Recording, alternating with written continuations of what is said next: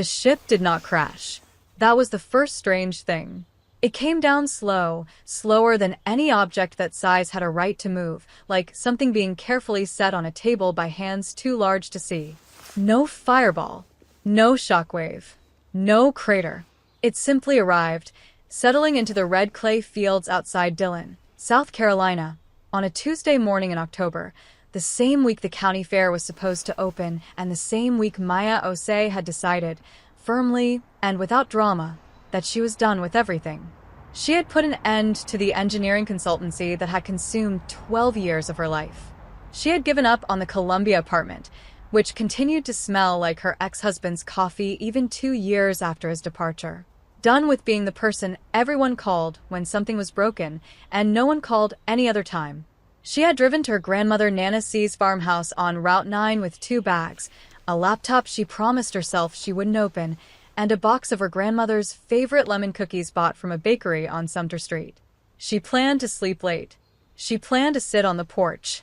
She planned to remember, slowly, what it felt like to exist without a purpose tied to a deadline. Then the ship landed in the field across the road. She watched it from the porch, cookie in hand, coffee going cold. It was enormous, roughly the size of a regional airport terminal, but shaped like nothing with a name.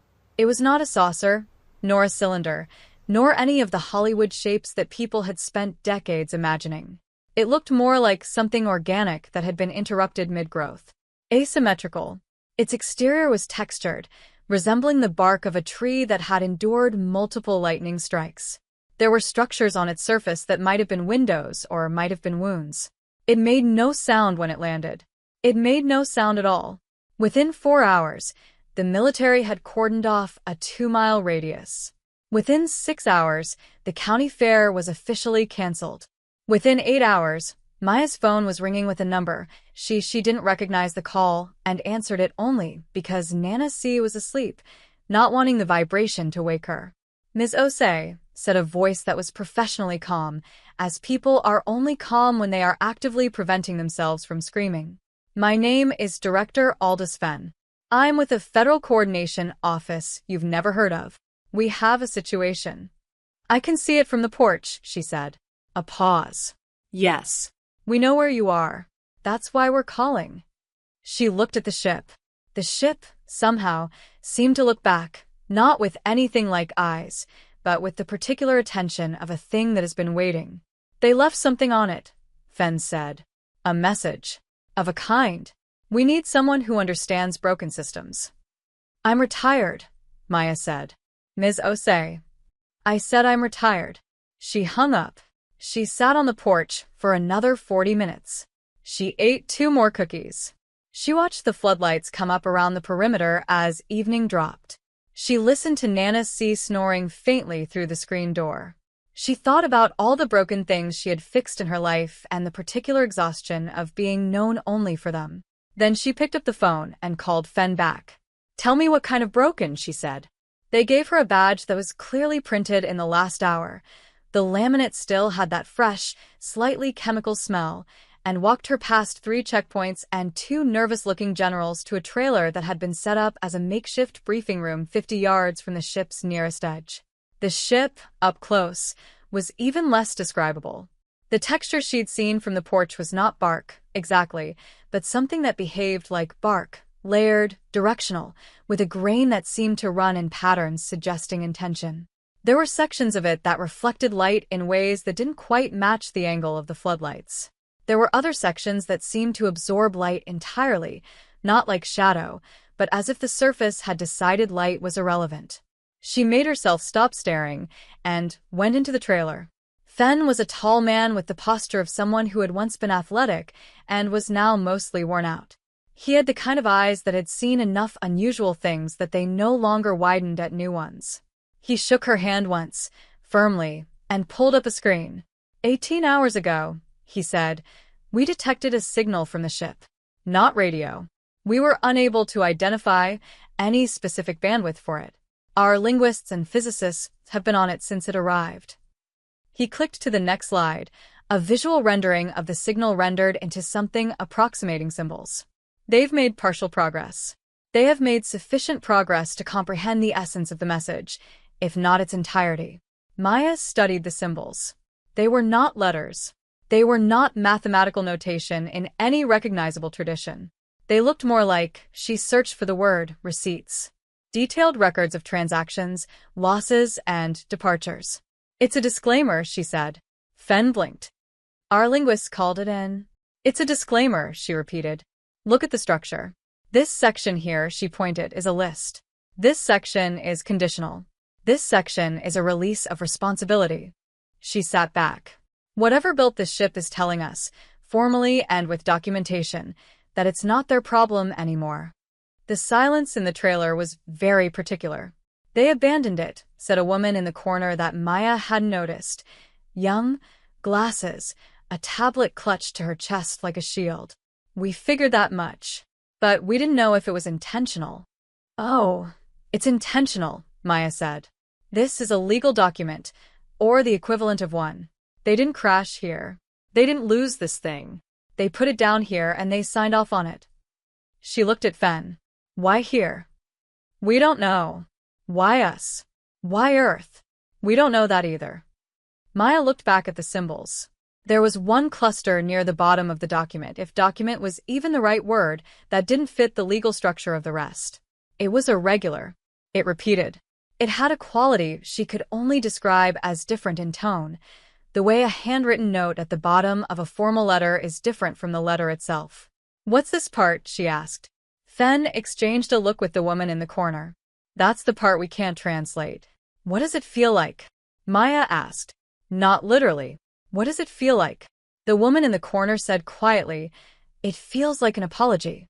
They gave her a team she didn't ask for, and a timeline she ignored. The team was composed of people who were excellent at their individual disciplines and deeply uncomfortable with any question that crossed between them. There was Tomas, a propulsion physicist from New Mexico, who spoke only in precise, bounded statements and grew visibly distressed when asked to speculate. Dr. Ewan, a materials scientist, had analyzed samples from deep ocean trenches, lunar samples, and a meteorite that turned out to be mostly rust. She approached the ship's hull with the focused hunger of someone who had been waiting for exactly this. There was a linguist named Patrick who had already named the aliens. In his notes, he called them the Deshures because of the way their language seemed to always be pointing at something outside itself. And there was Nadia, 26 years old and officially listed as a systems analyst, who had the rare ability to see the functional logic of complex structures, which Maya recognized and protected accordingly. Maya organized them not by discipline, but by question. She wrote 4 questions on the whiteboard in the trailer. What did this ship do? What stopped it from doing that? What has it been doing since it stopped? What does it want to do now? Tomas started to say that ships didn't want things, and Maya said, work with me, and he subsided. The first entry to the ship happened on day 3. There was no airlock in any conventional sense. There was, instead, a section of the hull that, when Nadia pointed it out, was clearly a threshold. Not a door, a threshold. The distinction mattered. A door is a hole that can be closed.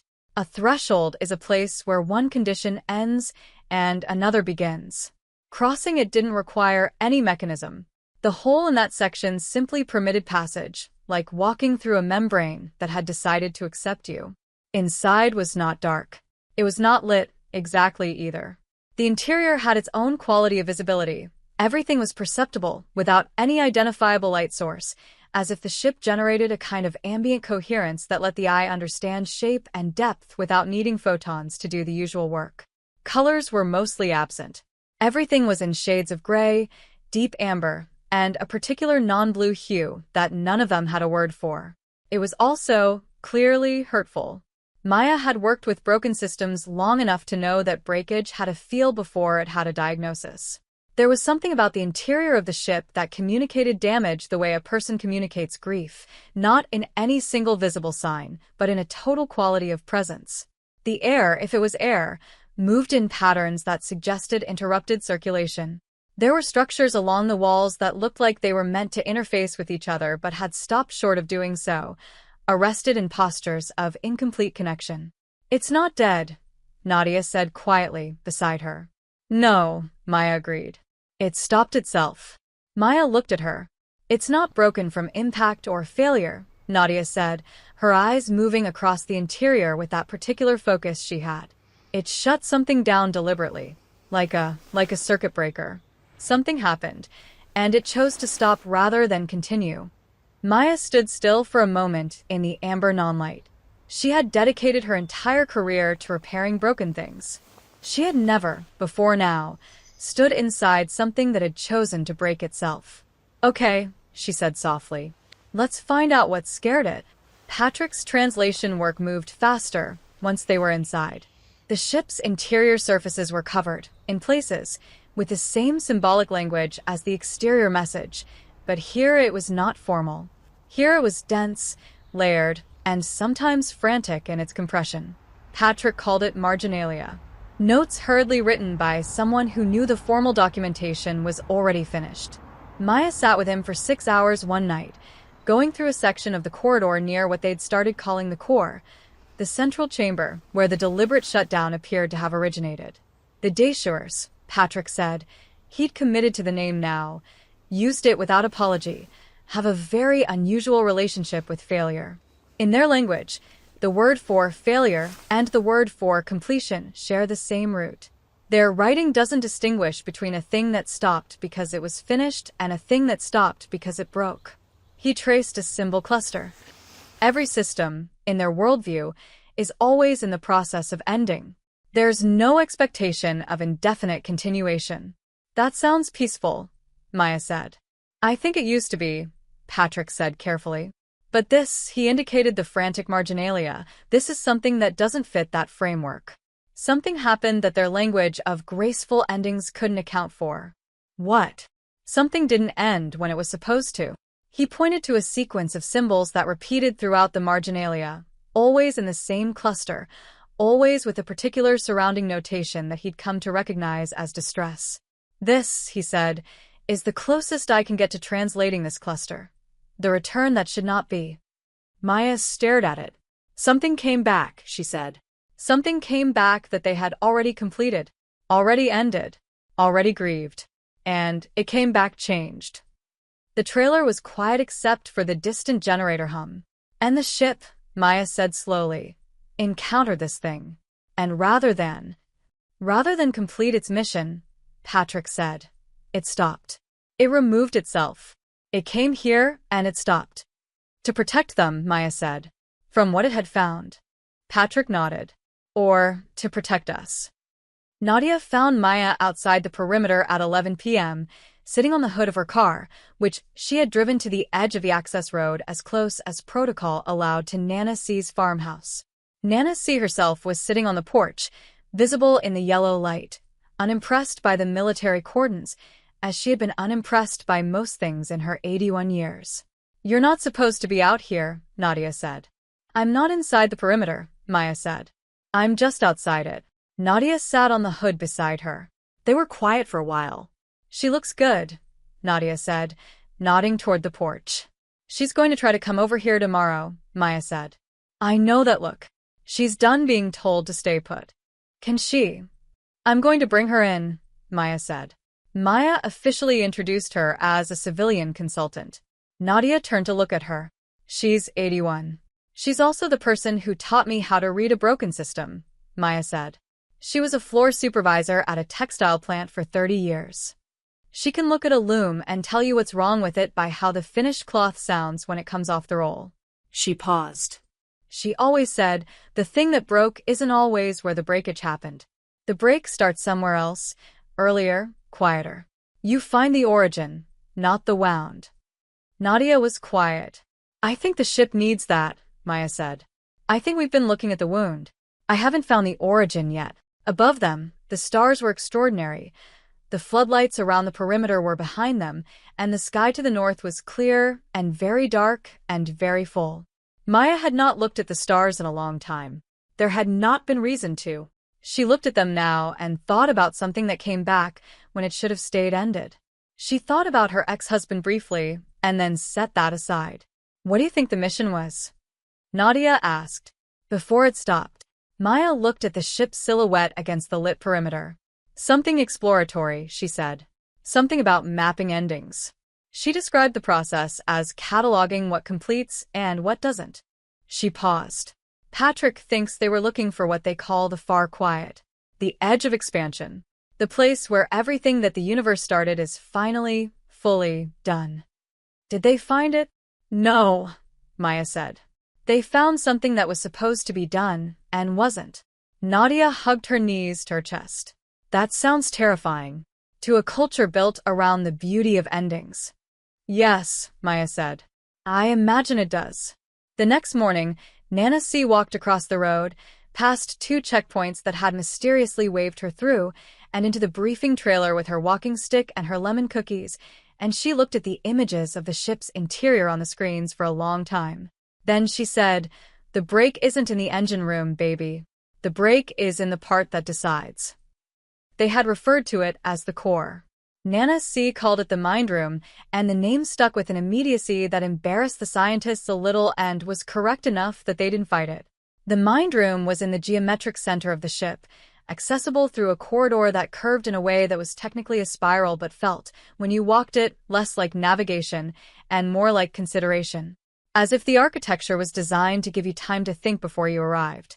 Tomas had spent 3 days trying to map the propulsion systems and had produced excellent data that told them, essentially, that the ship could move in ways that his models predicted but couldn't explain. That propulsion, for the Deshures, seemed less about force applied to mass and more about something closer to permission. The ship moved when the space around it agreed to receive it. How it asked for that agreement was the part the models couldn't hold, as the mechanisms of this request and the nature of the interaction with the surrounding space remained elusive and unquantifiable. Ewan had analyzed 7 surface samples and discovered that the whole material was not manufactured but composed, organized at a molecular level by processes that resembled biological growth more than industrial fabrication. The ship had, in some meaningful sense, been grown. And it was, in some meaningful sense, still growing or trying to in sections, the way scar tissue grows. Healing, Ewan had written in her notes, or was attempting to. The mind room was the only place in the ship where the ambient visibility failed, where you needed a light source, because this room, unlike the rest, was fully dark. Maya understood immediately that this was not a flaw or damage. This was a choice. The mind room had made itself dark. She stood in it with a handheld light, alone. She had asked the team to wait outside, not for any reason she could articulate, but for the reason she always went alone into the first conversation with a broken system. Broken systems are inherently private, because whatever had gone wrong in a private language, and the first listening required quiet. The room was not empty. In the center, there was a structure she had no word for, not a console, not an engine, not a chair. It fulfilled all those functions and others for which she lacked classification. It was built, clearly, for a body shaped very differently from hers, broader, perhaps multi-limbed in a radial arrangement, given the way the structure faced every direction at once. And it was interrupted. That was the only word. Whatever process it had been engaged in, whatever task the Deshur who last occupied this room had been performing, had been stopped midway. Not completed. Not destroyed. The project was deliberately stopped at a precise point of incompletion. There was a symbol carved, no, pressed with intention, into the face of the central structure. Just one. Maya photographed it and sent it to Patrick without a caption. He replied in 4 minutes. That's a verb, he wrote. Active tense. Ongoing. It means, I am waiting for the one who can continue. Maya stood in the dark room for a long time. She was a woman who had spent her life being called to finish what others couldn't, often stepping in to resolve unfinished projects or tasks that required her unique skills and determination. She had always understood it as a professional description. She had never had something a ship might know about her before she arrived. All right, she said aloud, to the dark, to the structure, to whatever quality of awareness the room held. Let's figure out what you need. The ambient visibility returned. Just slightly. Just enough to see. The breakthrough came from Nadia at 3 a.m. Maya had taken to sleeping in the trailer in a cot that was genuinely uncomfortable in every dimension, and she woke to Nadia's knock with the specific alertness of someone who has trained themselves to be immediately functional, a habit from years of being called to crises at inconvenient hours. Nadia was pale and bright-eyed in the way of someone who has been awake too long and found something too significant to sleep through. "I found the log," she said. "Not a flight log. Not a data log. The dashures," Nadia explained, spreading her tablet images across the folding table between them, "did not record data.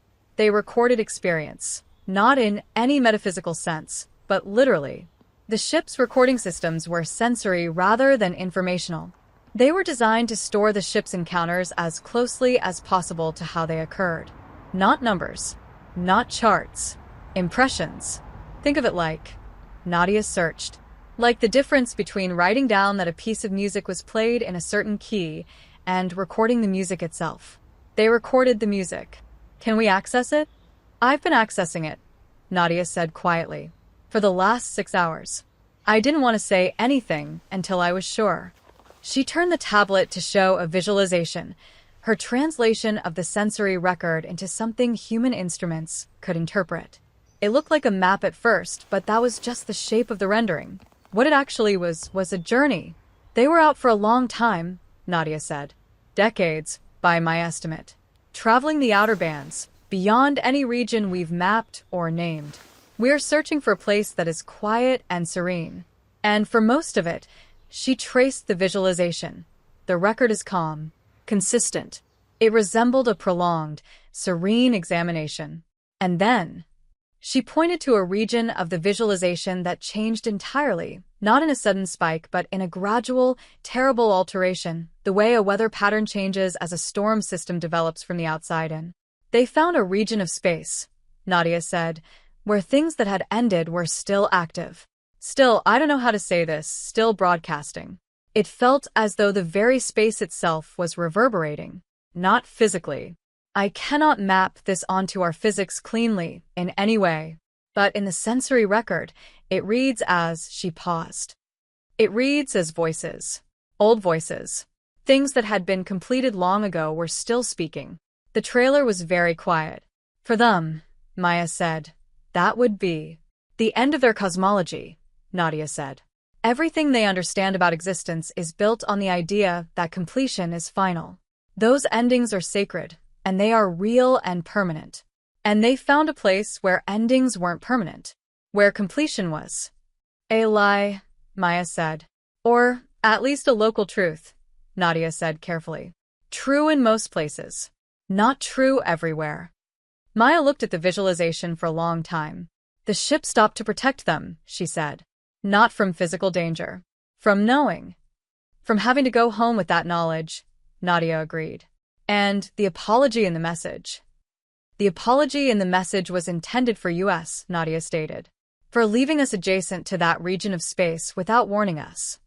For making us neighbors in a place where endings don't hold." Outside, somewhere in the direction of the perimeter, a bird called twice and went quiet. Maya thought about all the things she had ended in her life that she had not been allowed to keep. The career she had quit kept calling. The marriage she had grieved still lived in the smell of coffee. The version of herself she had tried to complete and retire at 35, at 40, and at 43. She thought, maybe I was always from near here. The meeting with Fenn and the Federal Coordination Team happened on day 19. By this point, the ship had become a known fact to the world. 3 different journalistic organizations had published satellite images within the first week, and the coordinated cover story, "Experimental Atmospheric Research Vehicle Undergoing Controlled Landing Tests," had lasted approximately 48 hours before the internet collectively decided it was insufficient. The administration had shifted to a policy of strategic ambiguity, which meant saying nothing definite and allowing people to construct their certainties. This mostly left the world intact. People adjusted. The county fair was rescheduled for spring. In the meeting, a man named Colonel Vare, who had been present at every briefing but had never previously spoken, presented a detailed analysis of what he called the strategic opportunity. The ship, the analysis argued, was a technology asset of incalculable value. With the knowledge the team had accumulated, it was theoretically possible to restore the ship to function. The propulsion methodology alone, once reverse-engineered, would represent... "No," Maya said. Vare stopped. "The ship didn't stop by accident," Maya said. It stopped because it made a choice. A deliberate, considered choice to interrupt itself at a specific moment for a specific reason. You do not just restart something that chose to stop without understanding and respecting why it stopped. Ms. Osei, Fen said carefully, I understand your position, but it stopped to protect people, Maya said. It's people first and us second. It came here and it interrupted itself, and it left a document explaining why and an apology for the imposition, and what you're describing is ignoring all of that in order to fly toward the exact region of space it was trying to warn anyone from approaching. The room was quiet. We don't know what reactivating it means. We know that the region it was documenting is in the direction we would logically explore, Maya said. We know that what it found there is something their entire civilization, a civilization that had been spacefaring long enough to cross distances we can't calculate, found so destabilizing it caused them to abandon their mission and leave their ship behind rather than bring the knowledge home. She looked around the room. What exactly is the plan when we get there? That's a problem for future. No, Maya said. That's a problem for right now in this room, before we touch that ship's core systems with the intention of ignoring everything it told us. The silence was longer this time. Nana C., who had been sitting in the corner with her walking stick and had been listed on the room's documentation as a civilian materials consultant, said clearly and without drama, if you restart a thing that stopped itself, you take responsibility for what it was stopping itself from doing. Are you sure you want that? Nobody answered her. She went back to the mind room alone late that night, the way she always went back to broken things, not to fix them but to listen harder. She sat on the floor in the dark, before the central structure with its one carved verb, and she thought about the conversation with Fen and Ver and the 17 other people who had looked at a ship that chose to stop and seen an opportunity rather than a message. She thought about what it meant to be the kind of person, the kind of civilization that looked at a warning and saw a door. She thought about whether that was human nature or just ambitious nature. She pondered whether the species mattered or if it was simply the hunger that drove her. She had her notebook, a paper one, an old habit, and she wrote in it by the light of her phone, "The ship did not come here because we can fix it. The ship came here because of our proximity to it. The ship came here because of our location." She underlined it twice. We are neighbors to the place where endings don't hold. She sat with that for a while. Then she wrote, what if that's not a threat? What if that's the question? Not, should we restart the ship? But what do you do with the knowledge that some endings are not permanent? What do you build your life around, your civilization around, when you know that completion is real in most of the universe, but not all of it? What happens when you realize that there exists a region where the completion you've achieved will continue to speak? The Daeshurs had been terrified by this knowledge because their entire world was built on the belief that completion is sacred and final. But what about a species that had never believed that? What about a species that grieved and then found the grief returning? That ended things and found them unended. This species had always known, in its bones, in its stories, and in its long, sleepless 3 a.m. nights, that endings were temporary. What about a species for whom that region of space was not an anomaly, but a recognition? Maya put down her pen. The mind room was very still. She said, to the room, to the carved verb, to whatever awareness remained, you didn't come here to be fixed. You came here because we were the only ones who wouldn't be destroyed by knowing. The structure did not move. It did not light up. It did not respond in any Hollywood way. But something in the quality of the room changed, the way a held breath changes when it is finally, gently released, signaling an unspoken tension that had been building among the group. She presented it to the team first, before Fen and Ver, because the team had earned it. We don't restart it, she said. And we don't leave it stopped. Tomas leaned forward. The ship stopped at a specific point in its process, Maya said. It didn't stop at the end of a mission, nor did it stop at the beginning of one. The ship stopped somewhere in the middle, precisely at the moment it encountered the anomalous region. It stopped there, and it's been holding that position functionally since. It's not dormant. It's paused. Nadia said, it's similar to an open question. Exactly like an open question, Maya said. Patrick, what's the grammatical structure of an open question in Daeshur? Patrick had been waiting for this. He pulled up his tablet. A question in Daeshur is not a request for information, he said. It's an invitation to a kind of shared attention. You don't ask a question to receive an answer. You ask a question to enter a state of looking together. So, if we were to respond to the ship, Maya said, not restart it, not direct it, respond to it. In kind. In its mode. We'd be accepting the invitation, Nadia said quietly. We'd be accepting it as a partner, Maya said. Not as a tool. Not as a salvage. The situation presented itself to us as an unresolved question, awaiting a person who is prepared to engage with it instead of imposing a solution. The room was quiet in a different way than it usually was. Not the quiet of uncertainty. The silence conveyed a sense of clarity. What does that look like, practically? Tomas asked. It looks like finishing the log, Maya said. We are not planning to fly to the anomaly. Not reverse engineering the drive. We are committed to fully comprehending the findings the ship made. We are continuing the documentation process that the ship initiated, carrying the open question forward, carefully, in a direction the ship chooses, not us. She paused. We don't conquer the stars. We accompany a question to them. Ewan, who had said very little throughout, looked up from her sample notes and said, That's a completely different kind of space program. Yes, Maya said. It is. The reactivation, if that word even applied, did not happen because of anything the team did. It happened because of what they stopped doing. In the 3 weeks following Maya's presentation, the Federal Coordination Office was maneuvered, argued, and bureaucratically exhausted into a period of official assessment. Fen had backed Maya's position with a thoroughness that surprised her until she understood that he, too, had been losing sleep, that he, too, had looked at the carved verb and felt its weight. The Federal Coordination Office tabled Vare's strategic opportunity proposal for further review. The team was authorized to continue documentation and study without any modification of the ship's systems. They went in every day.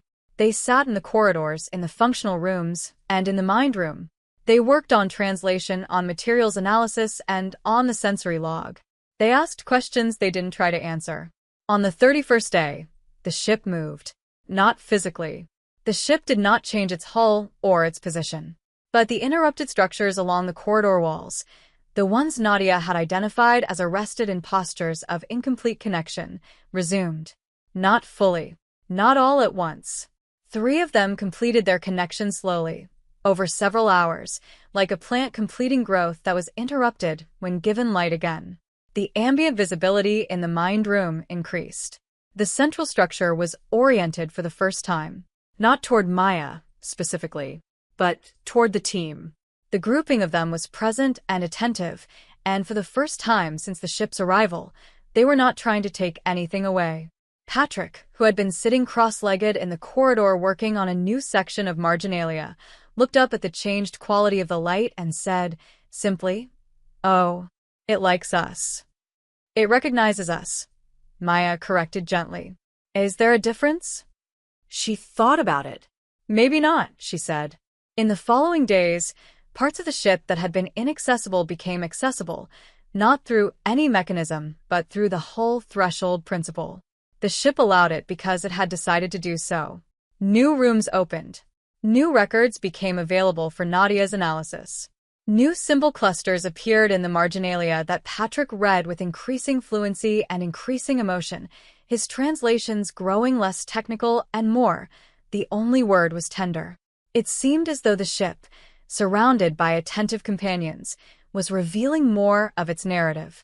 Not because it had been forced to, because it had been offered something it recognized as worth speaking to. Nana C. came in twice a week and sat in different rooms, not studying anything, just present. And Maya had the clear sense that the ship, whatever constituted its awareness, knew what she was doing and was grateful for it. It understands the difference between being studied and being kept company. The Daeshurs grieved this ship, Nana C. said one evening, walking slowly down the main corridor with Maya. Wrote it their farewell. Signed off on it. She tapped the wall gently with one finger. But it's still here. Still speaking. The same thing they were afraid of out in that far region. She looked at Maya sidelong. The things we love don't always end when we expect them to. Maya didn't answer, because there was no answer needed. Maya simply acknowledged the truth. Have you stopped running from that yet? Nana C asked. Working on it, Maya said. Nana C nodded, satisfied, and kept walking. The ship left on a Tuesday morning in March, 5 months after it arrived. Not dramatically. There was no dramatic countdown, no launch sequence, and no visible propulsion event. One morning it was there, and then there was a quality of permission in the air around it, and then it disappeared. The red clay where it had rested was unchanged, except for a quality Maya couldn't photograph, a particular settled stillness, like the ground remembered being chosen. She stood at the edge of what had been the perimeter with Nadia, Patrick, Ewan, Tomas, and Nana C., and they all watched the empty field in silence for a while. The ship had not gone toward the anomalous region. It had gone, per the final sensory log entry that Nadia had translated with shaking hands at 4 a.m. the previous morning, toward home, toward the Dayshores. It was not burdened with the knowledge of the anomaly. They were armed with the knowledge that there existed, somewhere, a species for whom that knowledge was not an end but an opening, who could hold an open question not as a wound but as a direction, a message for them. They were not alone in the strangeness of what they had discovered. The ship had carried their grief and their incomplete mission for a long time. It had set it down carefully, with a legal disclaimer and a handwritten apology, in a field in South Carolina. And in 5 months it had found what it needed. Not repair, not relaunch, but companionship. Witness. It found the unique, irreplaceable quality of knowing. It had left something behind. In the mind room, which remained accessible after departure, the threshold still permitting, the central structure was still present. The central structure was somehow disengaged from the ship and deliberately left behind. On its surface, new symbols had been pressed, which Patrick translated carefully over the following days, getting it right. Those who are adept at asking open-ended questions are welcome to participate. The log is yours to continue. We will find each other in the far quiet. Thank you for not finishing us. Maya read it standing in the empty mind room, alone, the way she always went in alone first. She stood there for a long time. Then she took out her notebook and wrote on the next blank page after her old notes. This is where the new program starts. Not conquest, not salvage, not even exploration exactly. She thought for a moment. She wrote, accompaniment. She closed the notebook. Outside, the county fair was reopening. She could hear the distant sound of it on the spring air, the particular cheerful noise of a community resuming itself. Nana C. was back on her porch across the road. The red clay field was ordinary and extraordinary at once. Maya Osei, who had driven to Dillon, South Carolina to be done with everything, stood in the room that a ship from the far edge of the universe had chosen to leave in her keeping, and she felt, for the first time in longer than she could accurately remember, not called to fix something broken. Called, instead, to begin something new. She walked back toward the threshold, toward the spring light, toward the rest of the story, which was, of course, not finished. Which was, of course, the whole point. Yendi.